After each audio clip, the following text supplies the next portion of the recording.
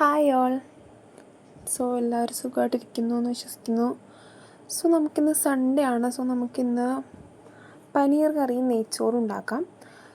ഞാൻ ഫസ്റ്റ് ഞാനല്ല ഉണ്ടാക്കുന്നത്. നമ്മൾ ആദ്യം പനീർ നല്ല ക്യൂബായിട്ട് അരിഞ്ഞതിന് ശേഷം ഉപ്പും ചിക്കൻ മസാലയും അതേപോലെ തന്നെ കാശ്മീരി ചില്ലി ഇട്ടിട്ട് നല്ലോണം മിക്സ് ചെയ്യുക. അതിനുശേഷം ഒരു പാൻ എടുക്കുക, അതിലേക്ക് ബട്ടർ ഒഴിക്കുക. അതിനുശേഷം ചെറുതായിട്ട് കുറച്ച് ഓയിലും കൂടെ ആഡ് ചെയ്യുന്നുണ്ട്. അതിനുശേഷം നമ്മളിപ്പോൾ ഈ മിക്സ് ചെയ്ത് വെച്ചിട്ടുള്ള പനീർ ഓരോന്നായിട്ട് ഇട്ട് കൊടുക്കുക. നമുക്ക് നല്ലോണം ഫ്രൈ ചെയ്തെടുക്കണം.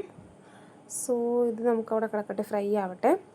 അതിൻ്റെ അപ്പുറത്ത് നമുക്ക് അപ്പോഴേക്കും ഈ പനീർ ഉണ്ടാക്കുന്നതിൻ്റെ മസാലയാണിത്. അതിലേക്ക് കുറച്ച് വെള്ളം ആഡ് ചെയ്തിട്ട് നല്ലോണം മിക്സാക്കി കൊടുക്കാം. ഇതിലേക്ക് പിന്നെ കുറച്ചും കൂടെ കോക്കനട്ട് മിൽക്കും കൂടെ ആഡ് ചെയ്ത് കൊടുക്കുന്നുണ്ട്.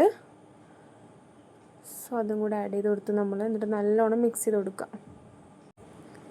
അതിന് ശേഷം ഇതിൻ്റെ ഒപ്പം തന്നെ നമുക്ക് നെയ്ച്ചോറിനുള്ള പണികൾ തുടങ്ങാം. നമ്മൾ അരി എടുത്തിട്ടുണ്ട്. അരി നമ്മൾ നല്ലോണം കഴുകി വൃത്തിയാക്കാം. അരി നമ്മൾ നല്ലോണം കഴുകി വെച്ചിട്ടുണ്ട്. അപ്പോഴേക്കും നമ്മുടെ പനീർ ഇവിടെ ഫ്രൈ ആയിട്ടുണ്ട്. അത് മാറ്റിയിട്ട് ഇതിലേക്ക് നമുക്ക് മസാല ഉണ്ടാക്കാൻ വേണ്ടി അതിന് ഞാൻ ആ സെയിം പാനിലേക്ക് തന്നെ സവാളയും അതേപോലെ തക്കാളി, പച്ചമുളക് അരിഞ്ഞ് വെച്ചതെല്ലാം കൂടി ആഡ് ചെയ്ത് കൊടുത്തിട്ട് നമ്മൾ നല്ലോണം വഴറ്റിയെടുക്കാം.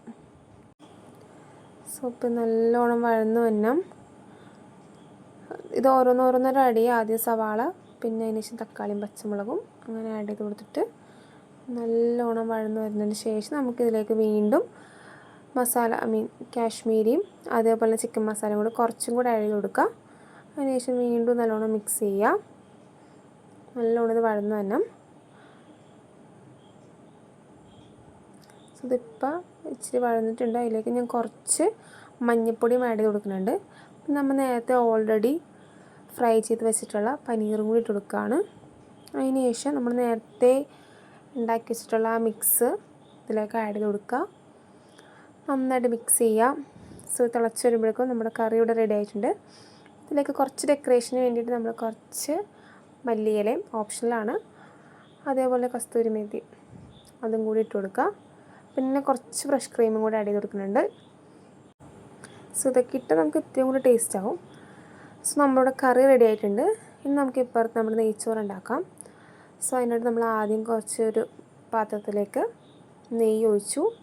പിന്നെ അതിന് ശേഷം ഞാനിതിലേക്ക് മറ്റേ കറുവപ്പട്ടയും അതേപോലെ കുറച്ച് സവാള, ക്യാരറ്റ്, വേപ്പിലേക്ക് ഇട്ട് കൊടുക്കുന്നുണ്ട്.